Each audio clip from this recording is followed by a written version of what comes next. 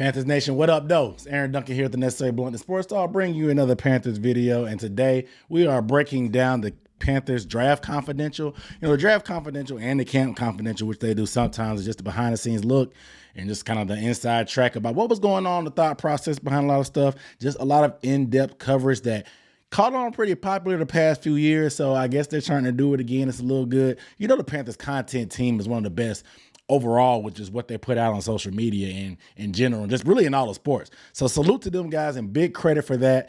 We're going to play a little clips in between different things, obviously, when I'm talking breakdown and just give you my points and what I think about it. But before I get into that, let me introduce myself. My name is Aaron Duncan again with the Necessary Blunt Sports Talk.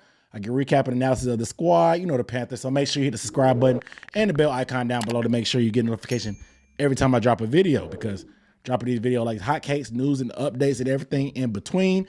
We got them coming for you, coming at you. And if you're a regular subscriber, you know I look a little bit different in my location. I changed my setup. I changed my battle station. I'm trying something new out. I got my vintage Panthers gear on. You know what I'm saying? Shout out to old school Apex. And I got my Panthers vintage snapback on. You know I'm all about the vintage. You know what I'm saying? But it is what it is. But let's go ahead and get into this breakdown, because this thing was beautiful. It opened up with the scene with Ike Ekwonu at the stadium visiting, talking about all his stuff. And we already talked about on other videos about how Ike is a Panthers fan. He was a Panthers fan, is a Panthers fan. He just talked about some of his fondest memories. Even being in the NFC Championship, he was in the end zone, talking about Cam coming out the tunnel with that fire, talking about the Cardinals coming out the end zone getting booed, talking about Cam Supermaning in that end zone, the pick six by Luke Kuechly, all the memories. And you could tell that this dude is a Panthers fan through and through. They showed the breakdown of him getting drafted and how happy him and his family was to stay in Charlotte.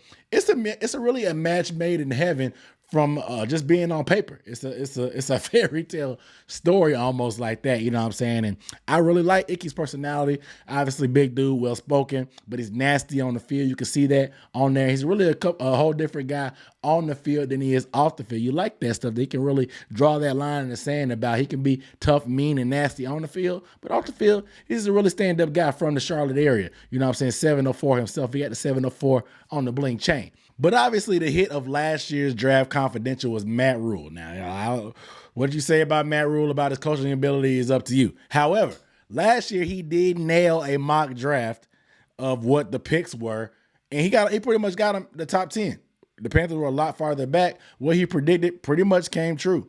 And some people were like skeptical about it at first. Like if you think about what happened before the draft and what he said and what he predicted, you might have been scratching your head, but after the fact, he was spot on. This year, he admitted himself that it was going to be so many different factors and things going on in this draft that he really had no idea. It would take multiple takes, but he did take a shot at it. Let's check out the video. Hi, Scott. Let's talk about the draft. Well, Coach, what do you want to know? I think this could be a very interesting one this year. How so? It just seems like there's a lot of uncertainty at the top. So let's say, Scott, let's say Jacksonville goes Walker, could be Hutchinson, right? Let's say Detroit does the same thing. 2 pass rushers go first. Is that how you see it? Mm-hmm. I do. So let's say Houston, let's say they go Stingley. Let's say the Jets go, what do you think? Let's say they go Icky? Let's go Icky there. Take 2. Let's go, this is Iggy or Neal.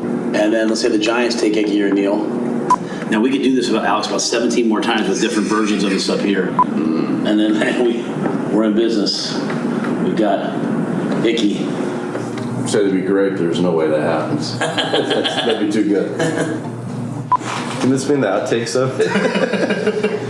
And so he didn't go too deep, and he was wrong about Icky and stuff, because you know how high everybody was on the lineman. Some people were saying Icky could get number 1 overall at some point. The Trayvon Walker's team really started to pick up. But I have to give Rule credit for nailing down Stingley at 3.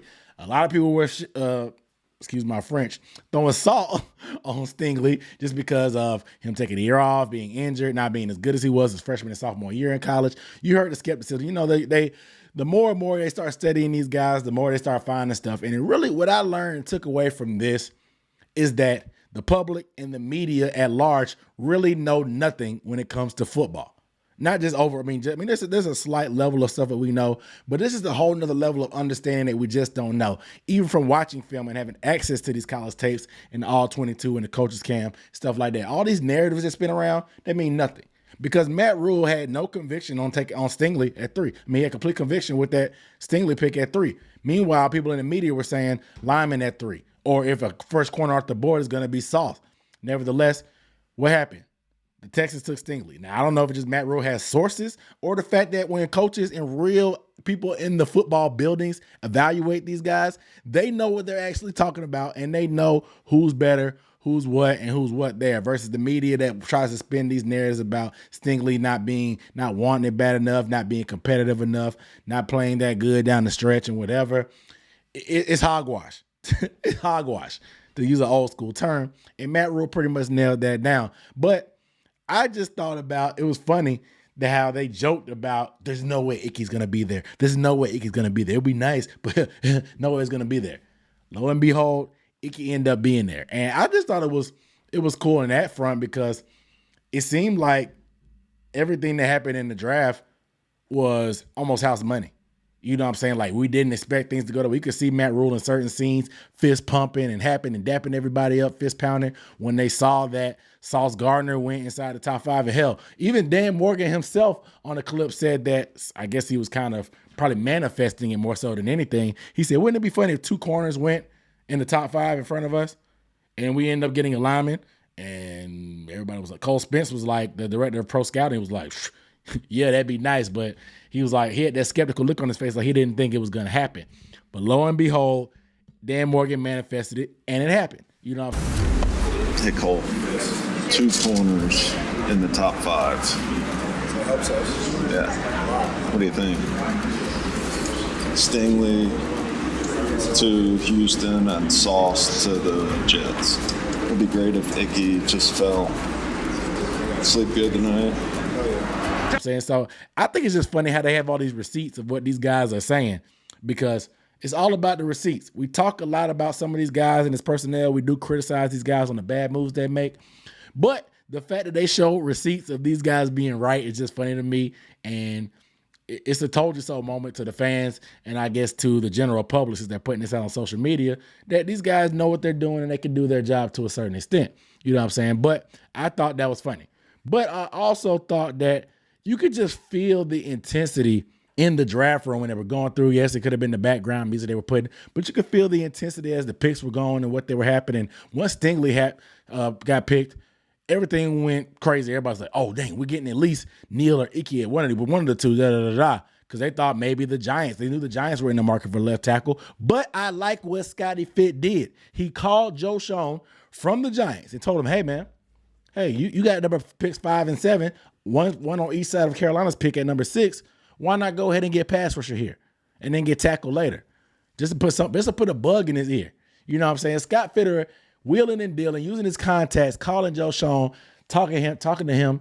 And of course, Kayvon Thibodeau went at number 5. Boom.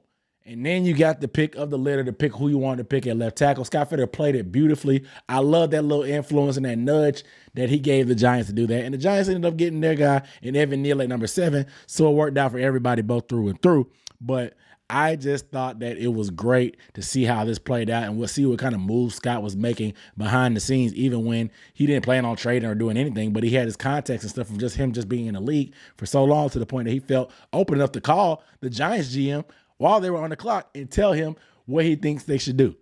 You know what I'm saying? Because they're on the time schedule, but for him to take that time out and to Joe Schoen for even answer the phone for Scott, knowing that they weren't going to trade up probably one spot for anything. So the fact that he picked up the phone lets you know the type of relationships that Scott Fitterer has around the league, and why he wheels and deals and calls people all over the place and tries to trade for stuff and always try to get value and stuff when it comes to draft day. But some things that I figured out is that, like, some other things as you continue to go on is they went through their visits and showing the players getting met at the draft, their top 30 visit when they come to Panthers, I guess, campus, for lack of better words, in the stadium and facilities. What I did not know is that they have all these guys in the facility at once. It's not just a one-on-one. I mean, yeah, they do get some one-on-one time, obviously, with Coach Rule. You saw him shaking hands with Icky and Corral. But they had them all in the classroom and auditorium. You saw Pickett, you saw Corral, you saw Ritter, you saw Malik Willis, you saw all of them in there at once, along with the other players and stuff too, all at once. So the other guys that you're not even really competition, but potentially one of you guys is make it and one of you guys aren't. And so it was just kind of awkward to be like, okay, hey, these are the guys I want to get drafted ahead of or whatever. It wasn't, I mean, it's not like they're fighting against each other or they're playing against each other on the spot, but it just seemed awkward for all of them to be there at once. And I just never really knew how top 30 visits go. They talk about, oh, so-and-so took a pre-draft visit, da-da-da, but you never really see how it goes. This was a good insight to it. And they did something they didn't do last year, so I really like that they did that. But they also went back to the draft room and talked about Matt Corral and the thought process on that pick. And to hear McAdoo and Sean Ryan talk about Corral really makes me feel good about them. I really honestly think that they had probably Corral, maybe one of the top, if not the best quarterback on hand. Look at the clip of what they talked about with McAdoo and Sean Ryan. So the first guy that we have on the board is Matt Corral. I liked his arm strength and his accuracy is really good. He's got good feet and athleticism, good rhythm in his body. He's got good speed. I think he's going to has a chance to be really unique. He's my kind of guy with the way, just the way he's built, his athleticism and the way he throws and can pull the trigger. I can feel him on the tape. He competes. He's got passion. He's got his neck along with a tattoo. He has something that can make him special, and that's the way he gets the ball out of his hand. As a Panther coach, I thought he had the skill set he needed to be a starting quarterback at this level and potential franchise. Like, I think this guy's ceiling is high. And I don't know what it is, dude, but just something about McAdoo is just so goofy and funny to me, man. Like, I don't know if it's just the way he talks, his voice, or whatever, but it's just funny the way he talks, dude. I don't know what it is. I don't know if it's the hairstyle, just the way he's built. Like, I don't know what it is about McAdoo, but this dude, I just look at him and instantly start laughing every time. I don't know what it is. Nevertheless, you can hear him talk about, list all the things he likes about it. He even talked about the neck tattoo. This man was studying Matt Corral. Like, you want to talk about in-depth analysis and doing homework. He said he got some issue in his neck along with a tattoo on his neck. Now, that's some evaluating for your ass, if you know what I'm saying. But I appreciate the in-depth analysis by McAdoo. But you can see Sean Ryan said his ceiling is high. He has a potential to be a starter and a franchise guy. Now, that's saying a lot. And that shows you how they really feel about him. And I'm thinking that I feel a lot better. I feel a lot better about how these guys' process of evaluating and picking these guys is doing. You can see, and just that's another thing that I wanted to note about, is the collaborative approach. I have a clip right here you can see about what happened before they traded up for Corral and how it went. Here's the clip. If you look at it like this, if a deal becomes prominent where it's good for us, we just take it. We take Corral because that's what we have ranked highest, right, Coach? I agree with that. But like you get more active and more urgent. We've turned down 2 deals where we would have won because we're being patient, which is elite right now. What we're doing, you're doing a great job. Patriots just asked if we'd be interested in 94. The Patriots just asked if we would be interested in 94. Let's see what happens here. Buffalo's. So the answer is yes. I've talked to Belichick a couple times tonight already. Do we to call him or no? Yeah. Hey, Coach, how are you? That's great. Belichick said next year. First, he said next year's 2. I said no way. He said next year's 3 and our 4th rounder for 94. Will you put that on a card? This is the time. It's time. Let's do it. Hey, Coach, we would give you guys our 3rd in 2023 in round 4, 137. You guys will give us 94. Okay, I'll have these guys called in. And as you can see, Matt Rule was kind of talking and stuff like that about the trade and proposing with the Patriots. And if they were going to take a guy, it would be Corral. He reached over to McAdoo real quick, said, "You like Corral, right?" Saying that. And McAdoo was like, "Yep." And then he talked to everybody else. He was just like, he told Scott, he talked to Scott. Scott was like, "Hey, we've been patient." He gassed up Scott about being patient. I'm feeling like Matt Rule's probably maybe a little bit antsy to want to trade up a little bit earlier, but I just don't think he liked the asking price. And I thought they pretty much made it clear they didn't want to trade too much future value for that. And I think they were kind of on the same page about that. But obviously he went to Scott. Scott was like, "Man, let's just be patient. Let's wait it out." Rule, he made the phone call. He made the phone call to Belichick, and Belichick wanted a second. He said, no way. You know what I'm saying? No way we're giving up a second. And then eventually, when it was time to do it, David Tepper said it's about that time. So it does seem like a more linear approach and collaborative approach of how they're making decisions. And that's what you want to see. Because I don't really think Matt Rule is a terrible coach, but things have been run terribly and he's done a terrible job thus far. I think if you put good assistants in place and guys that can do their jobs good and well, I think that he could be a competent coach. He has to work on his in-game adjustments. But if you put all the pros and stuff around him instead of those college guys that they had and doing all this stuff the old way, I don't think that's it. Let Matt Rule be the CEO type of guy. The players, obviously, they love Matt Rule. They love the way he acts and talks and whatever, no matter how fans feel about it. So that says something. But nevertheless, that's what it is. Matt Rule's in a different place. There's a more collaborative approach. It's not Matt Rule being the be-all, end-all. And so they ended up making that trade and moving to 94, ended up taking Corral. And I loved it. I love that approach of them doing it. I still feel like they're very high on Corral. They didn't want to reach for another vet and giving up stuff and having to pay a lot of money. I just love what we saw from this on draft day and how things seemed a lot smoother and collaborative, and things, even though it didn't go out as planned, they ended up making the best of everything. It didn't go according to plan like last year where they predicted everything that was going to happen. But I feel like every pick that they made was like, oh, snap, we're lucky to have this guy. Oh, snap, this happened here. Let's go ahead and make this move. Versus, oh, well, let's just panic and do this. Or let's trade back again. I really like that. Now, there's one clip I want to talk about, though, and it has to do with Icky and the hometown kid being from Charlotte, and it was Steve Wilkes. And Steve Wilkes is a defensive back coach, but he stopped by and talked to Icky when Icky first got to the Panthers facility. When I saw your facial expression last night when you were walking to the stage, it was almost like how I felt like I started here at Johnson C. Smith. Always been a Panthers fan, you know, always talking about, man, I can't wait to the day that I coach over there. And then full circle come back in 12 when I walk out on the field. It's just like surreal. You know what I'm saying? Surreal, that's exactly how it felt. So I know you feel the same way. I saw it on your face last night. Same exact way, like crazy.